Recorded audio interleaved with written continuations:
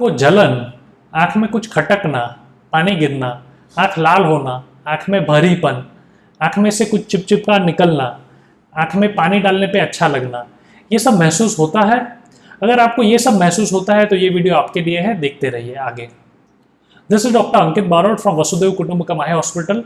मैं एक consultant ophthalmologist हूँ वसुदेव कुटुंबकम आई हॉस्पिटल। मेरा नाम डॉक्टर अंकित बारोट है और आज मैं आपके साथ बात करूंगा ड्राई आई डिसीज के बारे में। सबसे पहले मैं आप पेशेंट के पास क्या आशा रखता हूँ? मैं आप पेशेंट के पास ये आशा रखता हूँ कि आप मुझे एक डिटेल्ड और परफेक्ट हिस्ट्री देंगे।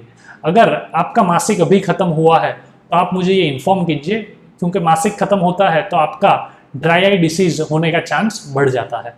इसके अलावा आपको तकलीफ कब ज़्यादा होती है? सुबह ज़्यादा होती है या शाम को ज़्यादा होती है? अगर आपकी तकलीफ सुबह ज़्यादा है तो आपको ऑयल ग्लैंड डिसफंक्शन यानी मेबोमियन ग्लैंड डिसफंक्शन नाम की बीमारी हो सकती है, जिसमें ड्राई आई होती है और सुबह तकलीफ ज़्यादा होती है।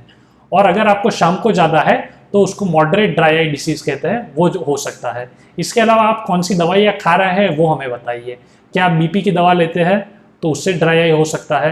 क्या आप कफ की दवा लेते हैं उससे ड्राई आई हो सकता है? क्या आप डिप्रेशन की दवा लेते हैं उससे भी ड्राई आई हो सकता है? और इसके अलावा हाइपरटेंशन की जो दवा है, जो बीपी की दवा है, उससे भी ड्राई आई हो सकता है।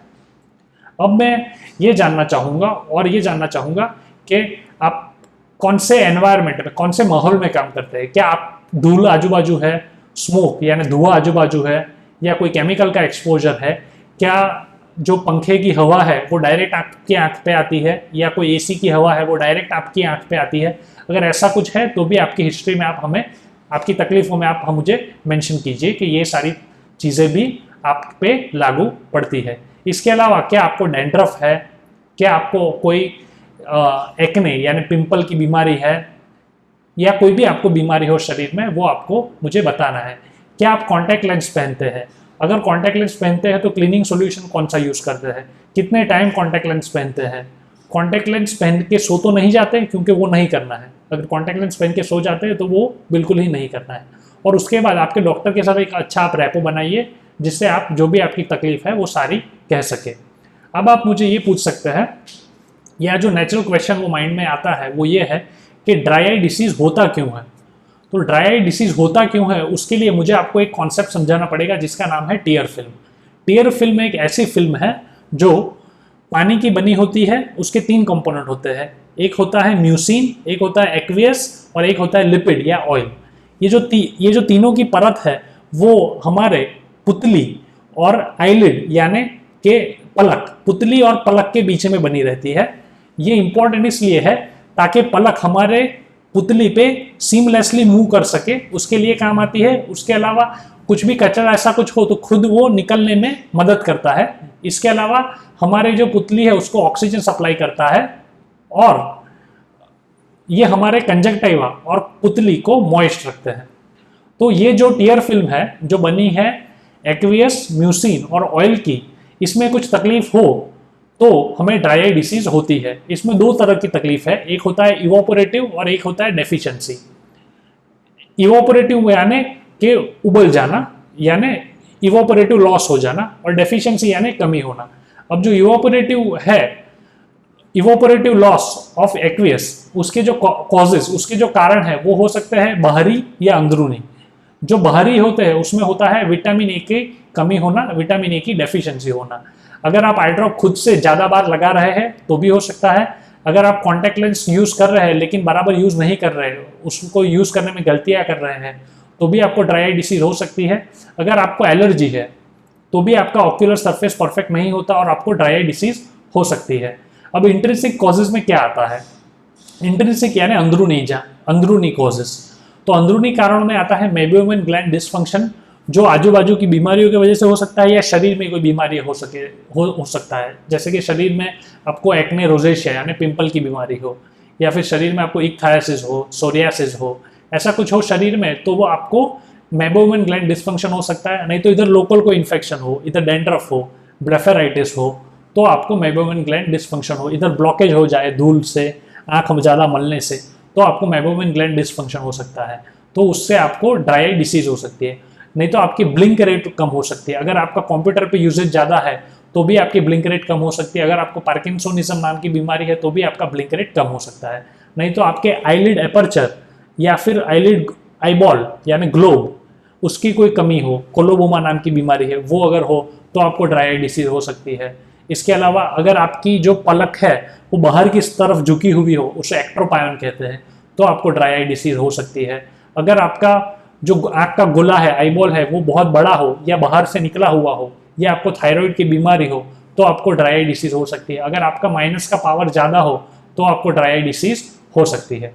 अब मैं आता हूँ डेफिशिएंट एक्वियस कॉजेस में, यानी अगर कि पानी की जो लेयर है, 3 लेयर मैंने बताई, एक थी म्यूसिन, उसके बाद आता है एक्वियस, उसके बाद आता है ऑयल। तो अगर एक्वियस में कमी हो तो भी आपको ड्राई आई डिसीज हो सकती है। अब एक्वियस में कमी कब हो सकती है, तो वो दो विभागों में बांटा गया है, एक शोग्रेन्स एसोसिएटेड और एक नॉन शोग्रेन्स। शोग्रेन्स एक ऐसा सिंड्रोम है जिसमें मुंह और आंख सूखी हो जाती है। तो शोग्रेन के साथ अगर कोई दूसरी कनेक्टिव टिश्यू डिसऑर्डर हो, जैसे कि सिस्टमिक स्क्लेरोसिस है, रिमेटॉइड आर्थराइटिस है, सिस्टमिक लूपस एरिथेमेटोसिस है, प्राइमरी बिलियरी सिरोसिस है और अनगिनत है, वेजिनस ग्रेनुलोमेटोसिस है, पोलीमायोसाइटिस है, डर्मेटोमायोसाइटिस है, ऐसी कोई भी बीमारी एसोसिएटेड हो तो उसे हम सेकेंडरी शोग्रेन्स कहते हैं। और प्राइमरी शोग्रेन्स में ऐसी कोई बीमारी नहीं होती तो भी आपको ड्राई आई डिसीज हो सकती है।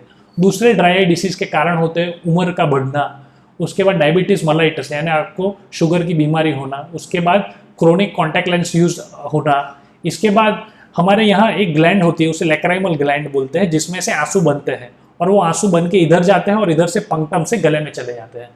तो अगर आंसू की जो बनने का ग्लैंड है उसमें ही डेफिशिएंसी हो तो तकलीफ हो सकती है, उसमें एमाइलोइडोसिस की बीमारी हो तो तकलीफ हो सकती है, या फिर वो जहाँ से निकलते हैं आंसू उसमें ऑब्स्ट्रक्शन हो जाए या ब्लॉकेज हो जाए तो आपको ड्राई आई डिसीज हो सकती है। और आपको फिफ्थ नर्व, हमारे यहाँ 12 क्रेनियल नर्व्स होते हैं, तो अगर आपको फिफ्थ क्रेनियल नर्व में प्रॉब्लम है तो भी आपको ड्राई आई डिसीज हो सकती है। अगर आपको बेल्स पाल्सी है यानी 7वीं क्रेनियल नर्व में तकलीफ हो तो भी आपको ड्राई आई डिसीज हो सकती है। अब मैंने आपको कारण बताए, अब आप ये पूछ सकते हैं कि आपने कारण तो बताया लेकिन पता कैसे चलेगा ड्राई आई डिसीज है या नहीं है। तो उसके असेसमेंट के 5 तरीके होते हैं। सबसे पहले होता है असेसमेंट ऑफ सिक्रीशन, कि मतलब कितना निकल रहा है आंसू। उसके बाद असेसमेंट ऑफ वॉल्यूम, कितना निकल रहा है। उसके बाद होता है कि क्लियरेंस, कि कितना क्लियर हो जा रहा है, कितना इधर रहता है और कितना क्लियर हो जाता है। उसके बाद रहता है कि उसका स्टेबिलिटी कितना है, कि कितने टाइम वो स्टेबल रहता है। और उसके बाद होता है कि जो उसके नीचे की पुतली है वो कितनी हेल्दी है। तो ये 5 टेस्ट हमें करने होते हैं। सारे आज के लेक्चर के स्कोप के बाहर है तो सारे मैं नहीं समझा पाऊंगा, कोई और लेक्चर में वो समझाने की मैं कोशिश करूंगा। अब मैं आता हूं कि 3 कॉमनली यूज टेस्ट कौन से होते हैं। तो एक शर्मर्स टेस्ट है, एक टीयर ब्रेकअप टाइम है और एक फ्लोरोसेंट स्टेनिंग है। तो शर्मर्स एक 5 मिलीमीटर बाई 35 मिलीमीटर का स्ट्रिप रहता है सफ़ेद कलर का, जो आपके बाहर के कोनों में लगाया जाता है।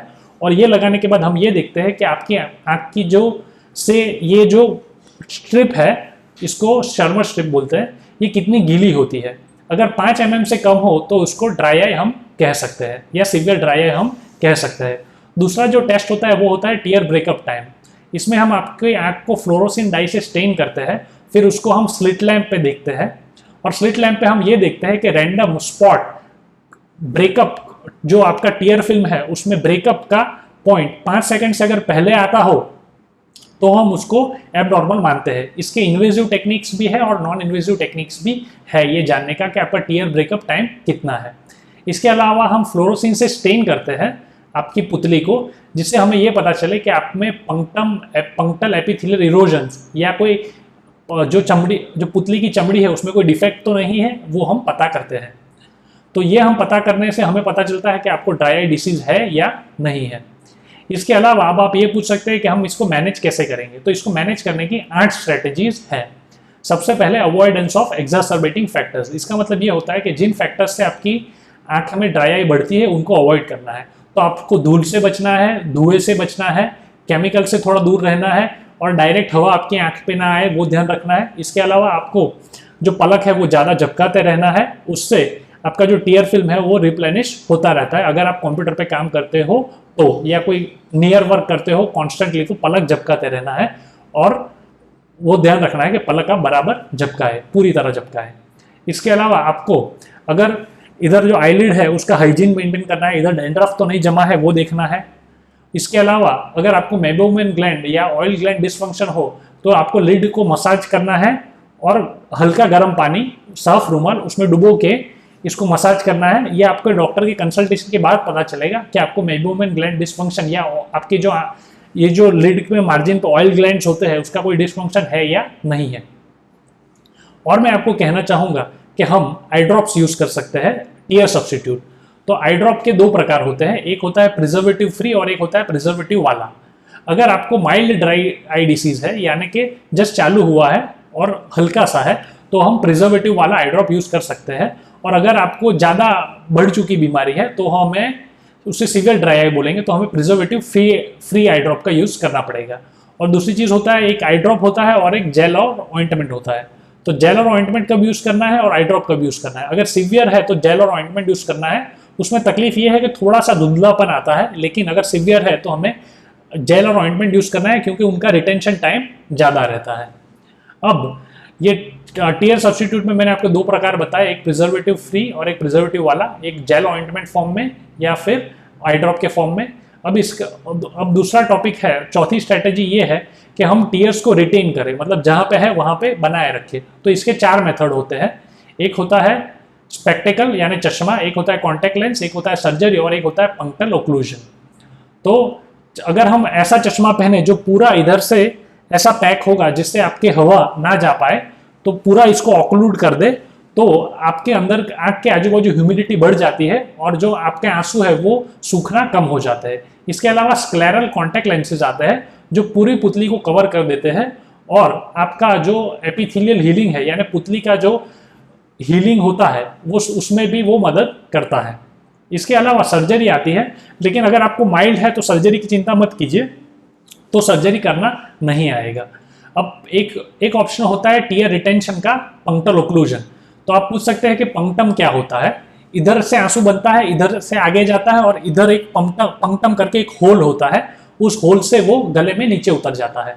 तो ये जो पंक्टम है वो अगर हम इसको ब्लॉक कर दे तो आंसू बना रहेगा आंख में, लेकिन पंक्टम ब्लॉक करने से पहले हमें ये ध्यान रखना है कि आंख पे से जो सूजन है वो कम हो गई है, यानी इन्फ्लेमेशन है वो कम हो गया है या खत्म हो गया है। जब इन्फ्लेमेशन खत्म या कम हो जाए उसके बाद पंक्टम को ऑक्लूड करना है या पंक्टम को या होल को बंद करना है।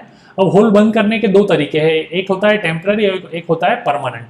तो अगर परमानेंट बंद करना है तो वो एक्रेलिक या सिलिकॉन से बंद किया जाता है। तो हमें पहले ये रूल आउट करना होगा कि आपको सिलिकॉन या एक्रेलिक की एलर्जी तो नहीं है, क्या आपका जो पलक है वो बाहर झुका हुआ तो नहीं है, या आपको नेजो लैक्राइमल डक्ट ऑब्स्ट्रक्शन तो नहीं है। अगर ये सब आपको नहीं है तो हम पंक्चर ओक्लूजन विथ सिलिकॉन और एक्रेलिक कर सकते हैं। और अगर टेम्पररी करना है तो वो कोलेजन से कर सकते हैं या पॉलीमर से कर सकते हैं। ये 7 से 180 दिन तक रहता है और ये खुद ही गल जाता है। और आपको जल्दी निकालना है तो इसको टीयर इरिगेटिंग सलाइन से इसको इरिगेट हम कर सकते हैं तो ये निकल जाएगा। अब आता है टीयर सिक्रीशन स्टिम्युलेशन का थेरेपी। अब इसके जो दवाइयाँ है, टॉपिकल दवाइयाँ और ओरल दवाइयाँ, ये सारी ट्रायल में है। जैसे ही अप्रूविंग अथॉरिटी इसे अप्रूव करते हैं हम इसके बारे में भी आपको चर्चा करेंगे। इसके बाद आता है autologous tear substitute. Autologous tear substitute यानी आपकी बॉडी से खुद निकाला गया और उसके बाद उसके टीयर सब्स्टिट्यूट बनाए गए। तो इसमें हम खून ले सकते हैं, उसको घुमाया जाता है और वो उस प्रक्रिया को सेंट्रीफ्यूगेशन बोलते हैं। सेंट्रीफ्यूगेशन के बाद एक प्लाज्मा करके पदार्थ बाहर आता है। ये जो प्लाज्मा है उससे भी हम आई ड्रॉप बना सकते हैं। ये आई ड्रॉप जो बनेगा वो जब ड्राई आई नॉर्मल दवाइयों से ठीक नहीं हो रही हो तो हम खून से भी एक दवाई बना सकते हैं जिससे हम आपके ड्राई आई है उसको ट्रीट कर सकते हैं। खून का नाम सुन के बहुत लोग डर जाते हैं, तो आप डरिए मत, ये एक ट्रीटमेंट का भाग है और थोड़े पेशेंट में जिसमें रिस्पॉन्ड नहीं करता तो ये भी ट्रीटमेंट के लिए आजमाया जा सकता है। इसके अलावा एक प्लेटलेट रिच प्लाज्मा आता है। इसमें प्लाज्मा होता है और प्लेटलेट भी रहते हैं, उसको भी हम यूज़ कर सकते हैं। ये एपिथेलियम के हीलिंग में मदद करता है। इसके अलावा एक सर्जरी ऐसी होती है जिसमें सब मैंडिबुलर ग्लैंड्स को हम निकाल के आंख में लगाते हैं। इससे आपके आंसू और म्यूसिन का सिक्रीशन बढ़ जाता है और सर्जरी की ज़रूरत माइल्ड केसेस में नहीं है। तो आप चिंता बिल्कुल मत कीजिए कि सर्जरी तो नहीं करानी पड़ेगी ड्राई आई के लिए। तो चिंता मत कीजिए, सब केसेस में नहीं करना होता, बहुत ही सिवियर या एडवांस केसेस है उसमें करना रहता है। अब मैं आता हूँ एंटी इन्फ्लेमेटरी थेरेपी। तो एंटी इन्फ्लेमेटरी थेरेपी में हम टॉपिकल कॉर्टिकोस्टेरॉइड यूज़ कर सकते हैं, टॉपिकल साइक्लोस्पोरिन यूज़ कर सकते हैं और ओरल टेट्रासाइक्लिन यूज़ कर सकते हैं। जो टॉपिकल साइक्लोस्पोरिन है वो FDA अप्रूव्ड है और डिसीज मॉडिफाइंग एजेंट है। इसके अलावा जो टॉपिकल कॉर्टिकोस्टेरॉइड्स है वो आपके ऑफ्थेल्मोलॉजिस्ट को कंसल्ट करने के बाद ही यूज़ करना है, क्योंकि उसके साइड इफेक्ट रहते हैं। वो हम शॉर्ट ड्यूरेशन के लिए यूज़ करते हैं और ऑफ्थेल्मोलॉजिस्ट के कंसल्टेशन के बाद ही यूज़ करते हैं। इसके अलावा ओरल टेट्रासाइक्लिन है, उसको भी यूज़ किया जा सकता है, वो सूजन कम करने में मदद करता है। अब 8वीं स्ट्रेटेजी है omega 3 fatty acids. Omega 3 fatty acids flaxseed oil और फिश ऑयल में पाए जाते हैं। वो सूजन कम करने में मदद करते हैं और आपकी जो 3 परत है, मैंने बोला था कि आंसू की 3 परत रहती है। पहली जो परत रहती है वो रहती है म्यूसिन की, दूसरी जो परत रहती है वो रहती है एक्विस की, तीसरी जो परत रहती है वो होती है लिपिड की। तो ये जो लिपिड वाली परत है उसमें ओमेगा 3 फैटी एसिड मदद करता है, वो फ्लैक्ससीड ऑयल और फिश ऑयल में पाया जाता है। तो ये भी हम यूज़ कर सकते हैं, टॉपिकल ओमेगा 3 फैटी एसिड्स और ओरल ओमेगा 3 फैटी एसिड्स भी यूज़ कर सकते हैं। तो मैंने अपनी पूरी कोशिश की है आपको समझाने के लिए कि ड्राई आई डिसीज़ क्या होता है, इसमें आप क्या अनुभव करते हैं। इसके बाद मैंने आपको ये बताया इसके क्या कारण होते हैं, इसको हम कैसे जांच करते हैं। इसके बाद इसका ट्रीटमेंट की 8 स्ट्रेटजीज़ क्या है वो मैंने आपको बताई है। अब आप नीचे के कमेंट सेक्शन में ये पोस्ट कीजिए कि कौन सी स्ट्रेटजी आपके ऑफ्थेल्मोलॉजिस्ट ने आपके लिए यूज़ की है। और अगर इसके अलावा भी आपको कोई डाउट और क्वेरी है तो आप नीचे के कमेंट सेक्शन में पोस्ट कर सकते हैं। ज़्यादा इससे रिलेटेड वीडियोज़ के लिए हमारे चैनल को सब्सक्राइब करें। Thank you for watching.